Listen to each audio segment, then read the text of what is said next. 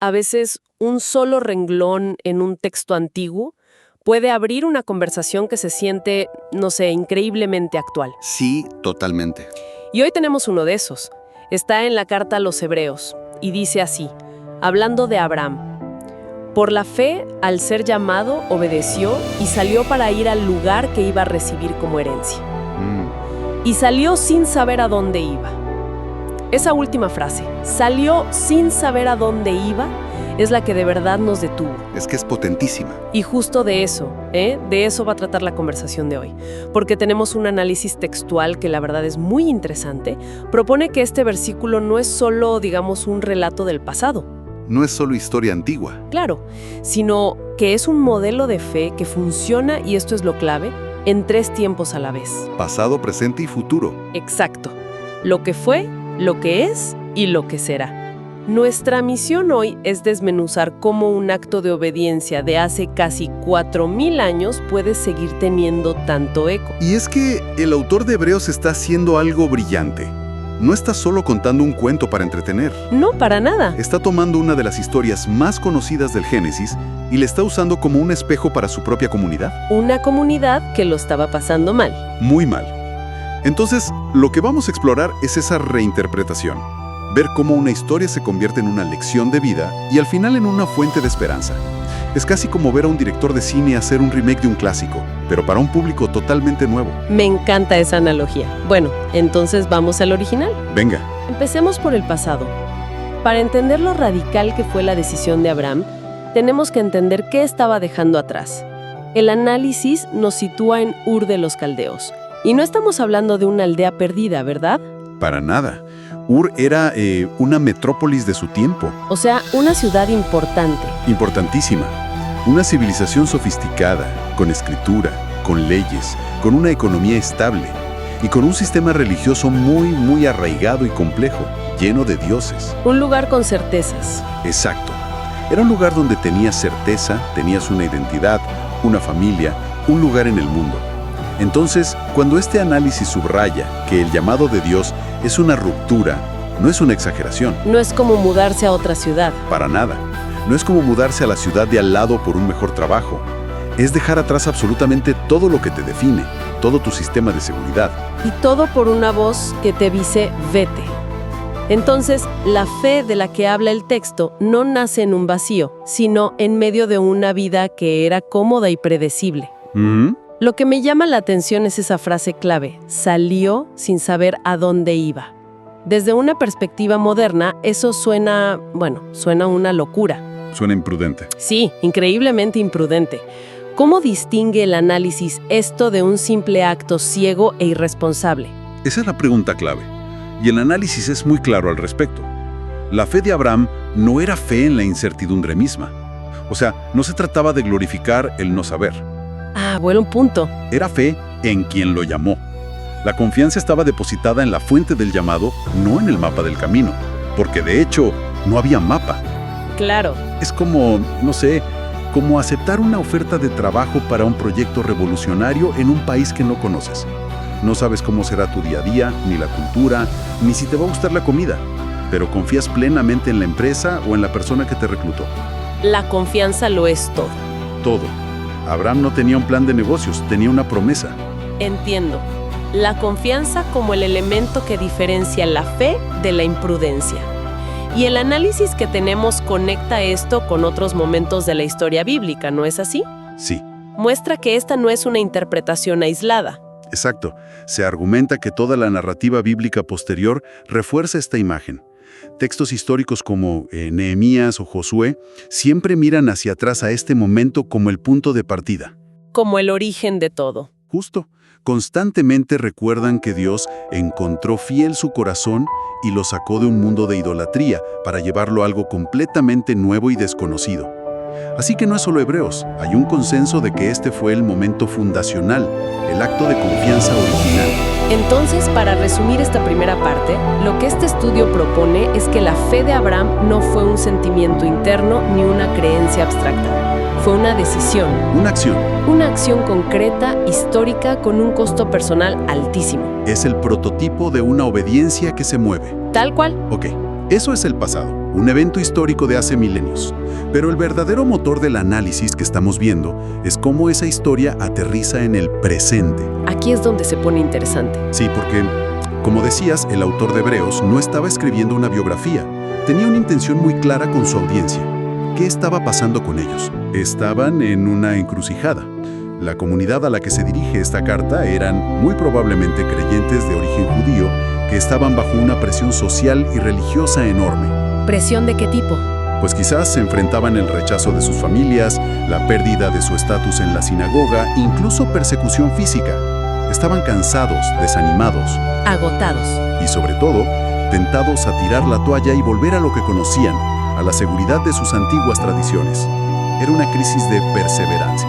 Ah, entonces, de repente, la historia de Abraham cobra un sentido completamente nuevo. No es solo un relato admirable de un patriarca. Es un espejo. Es un espejo. El autor les está diciendo, se sienten perdidos, sienten que el camino es incierto y que no ven el final. Miren a Abraham, él es el modelo a seguir. Exactamente. Se convierte en el paradigma de una fe que sigue caminando incluso cuando la niebla es espesa. Y aquí es donde el análisis extrae una idea que me parece potentísima. A ver. Sostiene que esta experiencia de caminar sin ver que vivió Abraham no es una prueba de nivel avanzado para creyentes superespirituales. Ah, no. No, es la configuración por defecto. Es la vida cristiana normal. La incertidumbre que sintió Abraham es la misma que se espera que cualquier creyente aprenda a navegar. Vaya, eso sí que cambia la perspectiva, Totalmente. porque uno tiende a pensar que la fe debería eliminar la incertidumbre. Pero lo que este texto sugiere es que la fe opera dentro de la incertidumbre. Justo. Y de ahí se desprenden varios principios prácticos, ¿no?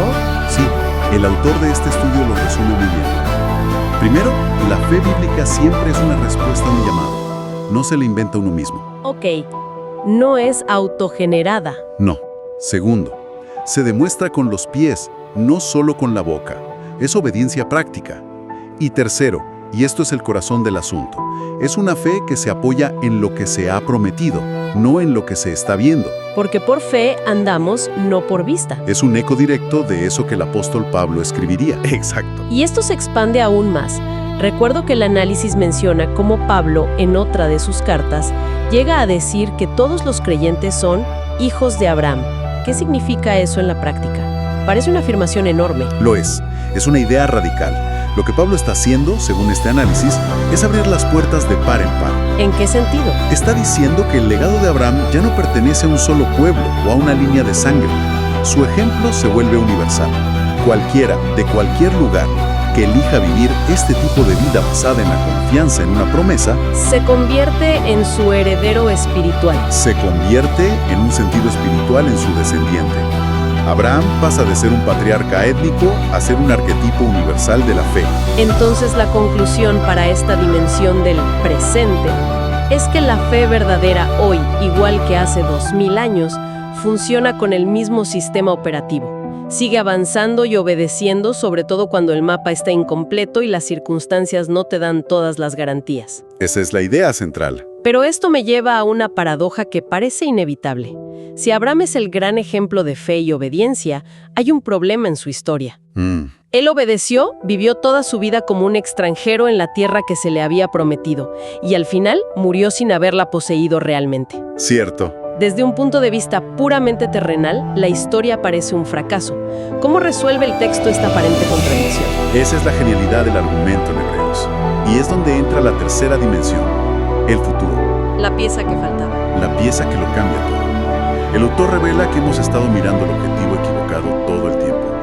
La fe de Abraham no tenía como destino final un pedazo de tierra en el Medio Oriente. ¿No? No, esa promesa terrenal era solo una señal, un anticipo de algo infinitamente más grande y duradero. Su obediencia en la tierra estaba motivada por un horizonte celestial. Un momento, entonces, ¿me estás diciendo que, según esta interpretación, Abraham veía la promesa de la tierra de Canaán como un trampolín? ¿Como una pista que apuntaba a otra cosa? Exacto, lo has descrito perfectamente. Eso cambia por completo como he leído siempre esa historia. No se trataba de un negocio inmobiliario fallido. Se trataba de tener la vista puesta en un destino diferente. El texto de Hebreos es explícito. Dice que Abraham esperaba la ciudad que tiene fundamentos, cuyo arquitecto y constructor es Dios. La ciudad celestial. Y más adelante, que anhelaba una patria mejor, es decir, la celestial. Su verdadera herencia no era de este mundo. Es como alguien que ahorra toda su vida. No ama los billetes que guarda en el banco. Ama la casa que un día comprará con ellos. ¡Qué buena imagen! La tierra de Canaán era el ahorro, pero la ciudad celestial era la casa. Y esto le da un nuevo significado a la promesa original. El análisis cita otro texto de Pablo, en Romanos, que dice que la promesa no era solo heredar la tierra, sino llegar a ser heredero del mundo. Es que esa es una escala completamente diferente. Es una escala cósmica. Es cósmica. La promesa se expande exponencialmente. Según esta lectura, lo que empezó como la promesa de un territorio para una familia, se revela al final como la promesa de una creación entera renovada para toda la humanidad. ¡Wow! La pequeña parcela de tierra era el tráiler de la película. La película, como se describe en el libro de Apocalipsis, es un cielo nuevo y una tierra nueva donde Dios habita permanentemente con su pueblo. Esa es la culminación de la promesa que Abraham apenas pudo vislumbrar. Fascinante. Entonces, la fe de Abraham no era una fe de gratificación instantánea, era una fe con una visión a muy largo plazo. Muchísimo. Su obediencia en el presente, con toda su incertidumbre, estaba anclada en la certeza absoluta de una gloria futura. El camino era incierto, pero el destino era seguro. Esa es la clave. Bueno, hemos recorrido bastante terreno: pasado, presente y futuro. ¿Qué tal si intentamos juntar todas las piezas? ¿Cuál es la gran idea que emerge al ver estas tres dimensiones conectadas?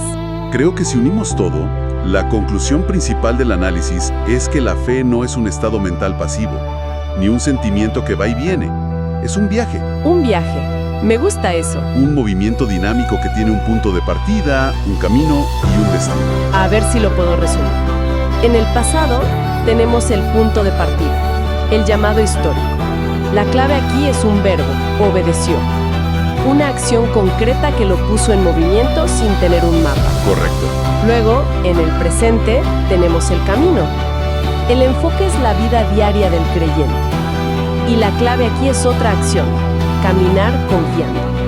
Es el principio que te mantiene en movimiento día a día, especialmente cuando no ves el siguiente paso. Y finalmente, en el futuro, tenemos el destino. El enfoque es la herencia eterna. Y la clave es una imagen: la ciudad celestial. Es la esperanza que te jala hacia adelante, lo que le da sentido a todo el viaje. Obedecer, caminar y esperar. Lo has sintetizado perfectamente. Es un viaje que comienza con un acto de obediencia radical en la historia, se vive como un principio de confianza en el presente y tiene su resolución final en una esperanza eterna. Las tres partes se necesitan mutuamente. Se complementan. Totalmente. Sin la obediencia inicial, el viaje no empieza. Sin la confianza presente, el viaje se detiene. Y sin la esperanza futura, el viaje no tiene sentido. Me parece una forma muy poderosa de entenderlo. Y para cerrar, me quedo pensando en esa frase que ha sido el motor de toda nuestra conversación. Salió sin saber a dónde iba. El análisis se centra en su aplicación espiritual, pero me pregunto, ¿qué significa realmente, en un sentido más amplio, actuar basándonos en una promesa y no en un mapa detallado? Es una gran pregunta. Porque esto no es exclusivo de la religión. Un científico que persigue una hipótesis loca, un emprendedor que invierte todo en una idea que nadie más ve, o incluso alguien que decide comprometerse en una relación. Dan un salto de fe. Todos ellos dan un salto basado en la confianza en algo que no es visible o garantizado. La pregunta que queda flotando es: ¿en qué punto esa confianza deja de ser una virtud y se convierte en un riesgo que no vale la pena? ¿Y cómo sabemos la diferencia? Creo que esa es una tensión con la que todos lidiamos, sin importar lo que creamos.